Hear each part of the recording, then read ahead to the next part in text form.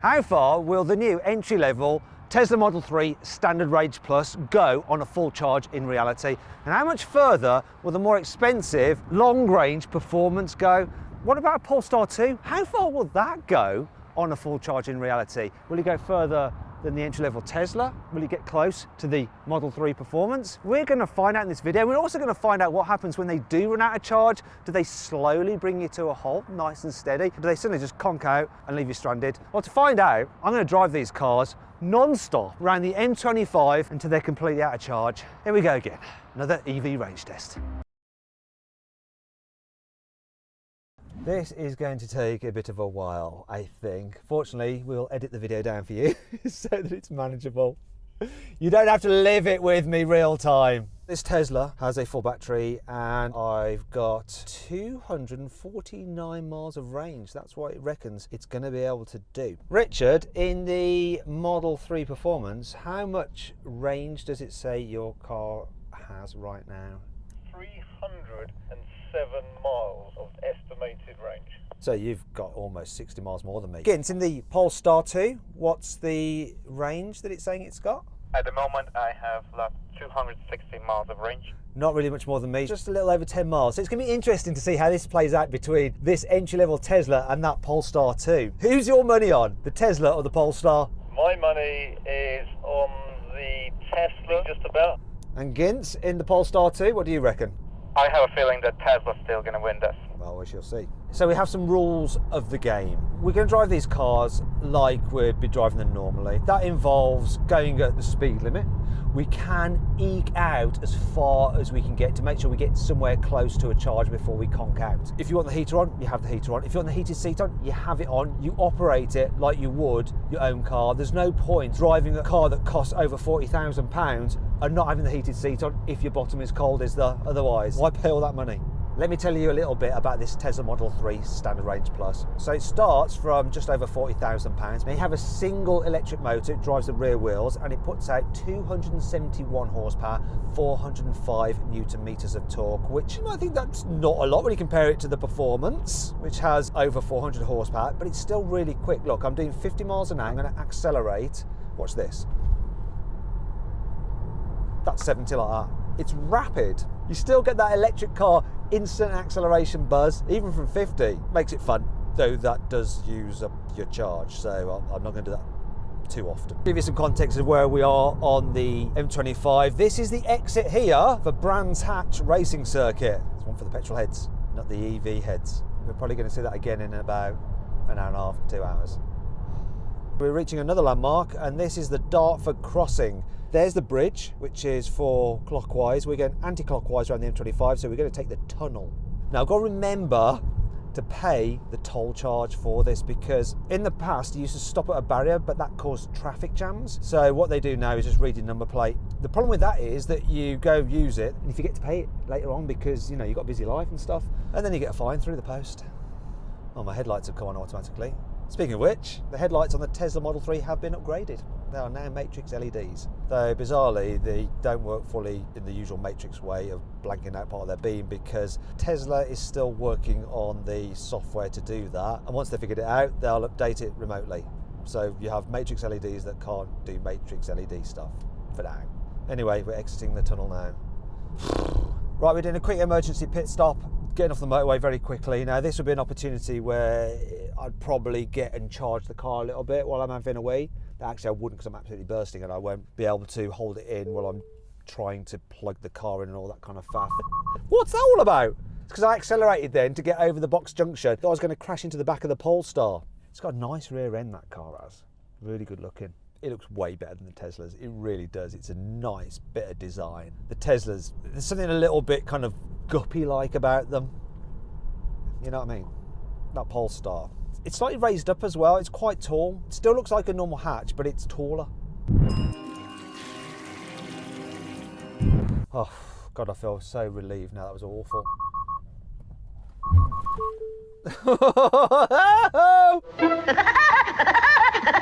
That was auto brake facility. The car spotted that wasn't moving and I wasn't paying enough attention, and it auto braked the car, otherwise I'd have crashed into him, and I've annoyed the lorry drivers behind me. In fact, there's a big chain of lorry drivers behind me. Oops, don't want to annoy them. Accident averted. Love the safety systems on this thing. Really, really good. Although I might just die by getting beaten up by lorry drivers.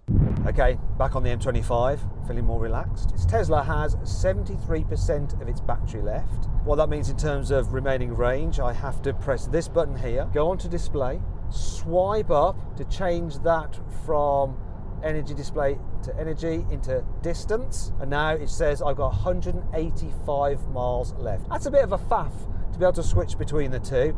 I've done 54 miles and I'm averaging 225 watt hours per mile, so 0.2 kilowatt hours per mile. Let's see how the other guys are doing. Tesla Model 3 Performance, what is your remaining battery percentage? Battery is 81% remaining, and that's giving me a distance of 250 miles.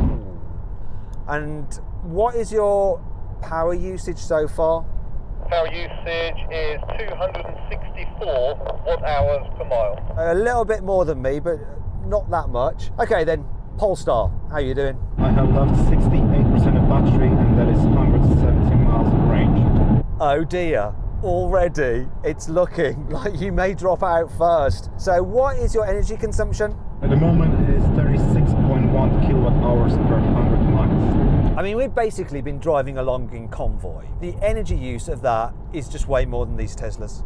That's quite a lot. It's an extra 100 watt hours per mile, pretty much. Now, one thing I should point out is that as part of the updates for these latest generation Tesla Model 3s, they're fitted with a heat pump. So rather than just using a heater element, which just uses loads of battery power to keep the cabin warm, it actually scavenges heat energy from different parts of the car which produce heat, and then uses that to help improve the heat in the car. Just does it more efficiently.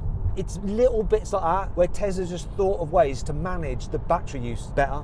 I'm going to leave the motorway here because I actually want to try this Tesla in town, see what it's like, how comfy it is over bumps, all that kind of things. I've got this Tesla set up so it will actually come to a complete halt when you lift off the accelerator. You'll slow down with regen braking, so it'll recoup lost energy, put it back into the battery, and it will let you stop completely. The regenerative braking on this Model 3 isn't adjustable. When I lift off, it's fairly strong, but in certain circumstances I might want it to be a bit stronger. On a Model S you can change it. They don't allow you here. They want to get more money from you to enable such features. To drive in town though, this is nice. To be fair, this car is reasonably light for an electric car of this size. It weighs about 1,650 kilos. I also like the visibility that you get out of the Tesla. You don't sit up high like in an SUV, but the view out the front screen is really good because you've got a very low dash. Makes it easier to see what's going on. Now I'm going to have a little drive in the Polestar 2. See what it's like in town compared to that Tesla. Look, there's some potholes here. And you know what? Right away I can tell it's not as comfortable over bumps as the Tesla. Reason is, it's fitted with stiffer suspension. It has to be because this car is heavy. It weighs over 2,100 kilos. So they need stiffer suspension to stop it leaning in the bends. Right, I'm going to go into one pedal driving mode and I'll have creep off. Let's see what the regen's like when I lift off. It just slows you down a bit quicker than the Tesla's regenerative braking, which makes it easier still to drive one pedal mode. And of course you can alter it between standard and low. So now it's slowing down a bit more steadily. Put it into standard. Oh yeah, you can really feel the difference. That makes it easy to drive. The view you get when you're sat in the Tesla is just nicer because of that big wraparound windscreen. You feel more cocooned in this. It feels more like a normal car. Personally, the interior design, I prefer this Polestar 2 than the Tesla Model 3. The Tesla's very minimalist, which is nice, but this is more interesting. The quality in here is better than the Tesla. I like the fact that you've got normal instruments in front of you. Yeah, of course it's a digital screen, but it's right in front of you where it should be. Get someone nerves in the Tesla having to look across all the time to see how fast I'm doing and all that kind of thing. You just be able to look down quickly from the road. I think overall, I prefer the infotainment system ever so slightly in this. It's less distracting being dark. It's slightly easier to use. It's like the fact that I can just alter the steering like that. I'm not having to mess around in menus. It's much better. Back on the M25 again. Let's do a range check because, oh dear, things aren't quite as rosy in this Polestar as they were in the Tesla. So I've got 55% of the battery left, 130 miles of range, and I've been doing 0.36 kilowatts per mile. Let's check in with the other guys. Tesla normal rear wheel drive. What are you doing? How much battery you got? What's your range? And how much energy usage? So at the moment I have 155 miles of range left and it's reading 233 watt hours per mile. Let's see what the performance model's doing. I'm feeling fairly smug. I've still got 223 miles of range and I'm averaging 264 watt hours per mile. What percentage battery you got left? It's got to go through his menus now. Wait for it. That's on 72% battery. How about in the normal car? I have 61% of battery left. Let me tell you a little bit about this Polestar 2. So it starts at just under £50,000, which means it qualifies for the government grant. So it's £47,000 on the road, which is still £7,000 more than that entry-level Tesla Model 3.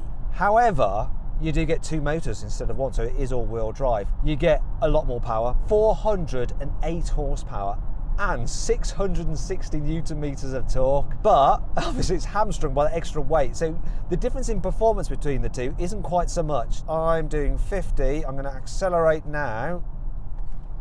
There's more of a shove into the back of your seat, but it's not such a huge difference as you might imagine. So it's a 78 kilowatt hour battery, though the usable capacity is actually 75 kilowatts. We were charging these cars up before we went, and we went to some Ionity chargers. This car's supposed to be able to charge at 150 kilowatts. That Ionity charger that we were using was supposed to charge at up to 350 kilowatts, but no, we didn't have that. The maximum this would charge at was 35 kilowatts. I think it must have been something to do with either the car or the charger itself. That was when it was at 60% battery, so it should have been able to charge at a higher rate. And as it got close to being 100% full, it just then slowed all the way down to like 4 kilowatts. The Tesla that we were charging, the normal range version, it was actually more depleted in terms of its battery, but then it came past and it just seemed to charge at a higher rate for longer than this Polestar. Battery management, Tesla is better.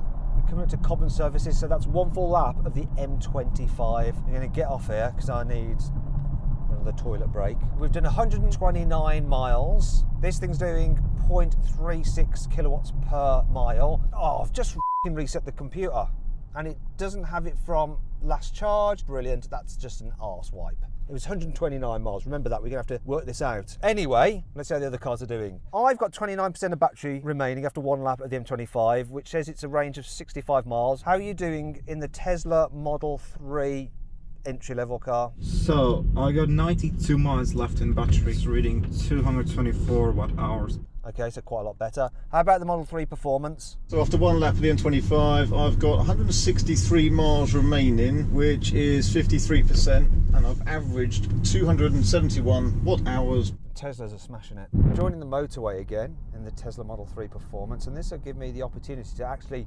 illustrate its performance. I'm going to get up to 50 miles an hour, then accelerate up to 70. See how quick this is. Right, floor it. Woohoo! That's great for joining the motorway or for overtaking things. Noticeably more shove than that Polestar 2. Like the Polestar 2, you've got two motors, one on the front, one on the rear axle, so all-wheel drive, but combined they produce 462 horsepower. Interestingly, you have less torque though, 639 newton meters, but it just feels more responsive. That's because this car is lighter. It's just over 1,800 kilos, which is heavier obviously than the entry-level Tesla Model 3, but quite a bit lighter than the Polestar 2 still, and that affects its range capability.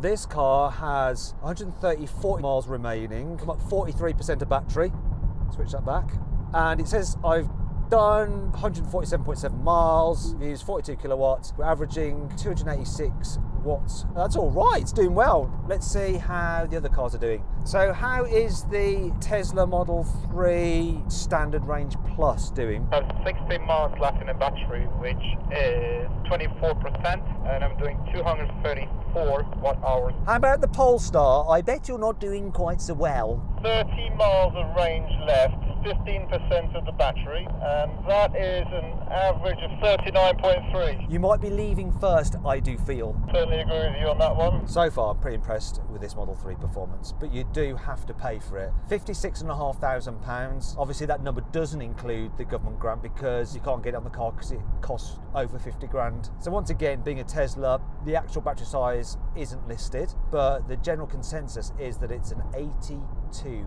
kilowatt hour battery. Hey guys, I've got a bit of a problem. What's the matter? Reduced power due to low battery charge. I don't mean to be smug, but I've got over 100 miles of range left. How much have you got in the standard range plus? Last 33 miles of range, and my power is also be cutting quite rapidly. Well, I'm getting a little bit nervous here, so I think I'm going to be leaving you in a second. What range have you got left? I've got 9 miles left, but it's restricting power. Empty battery, plug in the car now. So here's your exit then, Polestar 2. Thanks for coming along. I'd say it's been a pleasure. You boys enjoy the rest of your evening. Right, that's him gone. It's between the two Teslas. Model 3 Standard Range Plus, how are you doing for range? I have 11 miles left, which is 4% of the battery, and I'm still doing around 222 watt hours. What's your plan? My exit is literally in 2 miles, and I'm leaving, and I'm trying to make it a supercharger. We'll see. How far is it to the supercharger? So the supercharger is 17 miles away. That's pretty tough. It's 17 miles away and you've got 11 miles of range left. Yes, that's correct. Well, this is your junction. I'm gonna let you go. I'm continuing on the M25. There he goes. Hope you make it. Are you brave or are you stupid? Oh, got a phone call. It's the Polestar 2. Hi, Richard. What's happened? Just quite predictably kept losing power. It went 12 miles beyond its zero range. Did it lock up its wheels or does it allow you to push it? It hasn't locked up. I can select neutral on the car. So then, in the end, how far did the Polestar 2 go before conking out?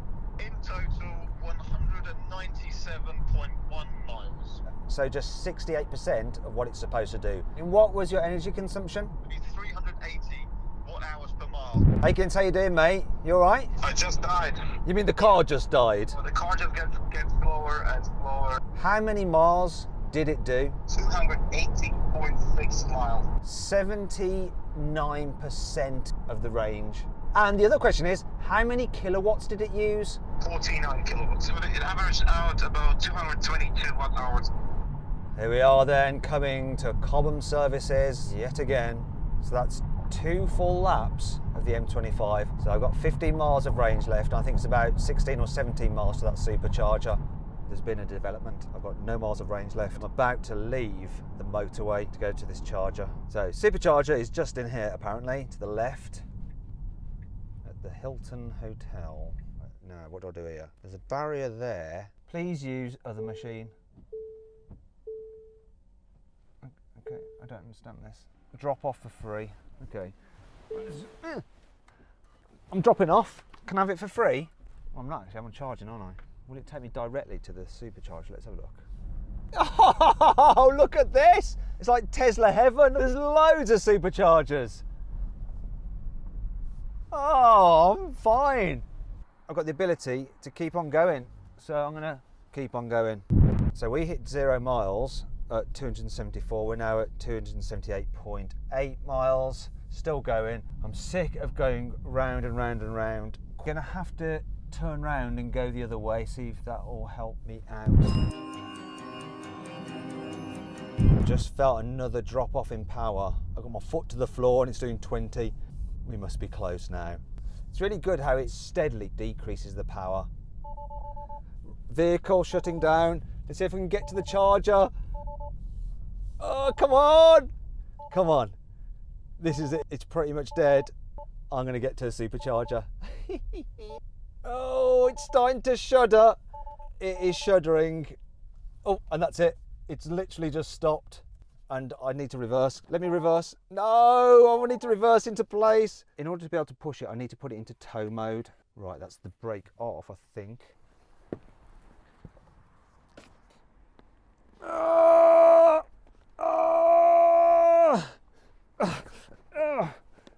Oh, come on. Come on. Get, yeah. Right, let's put it in park. Woohoo! We've done it. So the car did, on a full charge, 286.1 miles. It averaged 270 watts per mile, so that's 0.27 kilowatt per mile. And the battery capacity used was 77 kilowatt hours. So that's the available capacity of the battery in a Tesla Model 3 Performance. So 81% of the claimed range. So this not only went the furthest, it actually got closest to its claimed range as well in terms of percentage. So what's my final verdict on this? In terms of range, this car won. In terms of looks, the Polestar 2, I prefer it, both on the outside and the inside. But really, the Teslas are better to drive and they give a better range. Which offers the best value? Well, I would say probably the entry-level Tesla Model 3. It goes far enough and it's quite a bit cheaper than this Performance. Overall, the winner for me is the entry-level Tesla Model 3 Standard Range Plus. That would be the one that I'd buy. Then this Performance model, and then lastly, the Polestar 2. Now I'm going to charge it up. And I'm at a supercharger, so it will be quick. Well, that's the car charging, and it's doing it at a rate of 145 kilowatts, which is pretty decent. And after all, these are the older generation version of Tesla superchargers. There are newer versions which can charge even quicker. But this is the thing for me with Teslas. The infrastructure is just better, and that could be a deal breaker. Now, it's going to take 40 minutes till the battery's full, but I'm not going to hang around that long and wait till it's 80% full, then just head off home, because after all, it's getting late.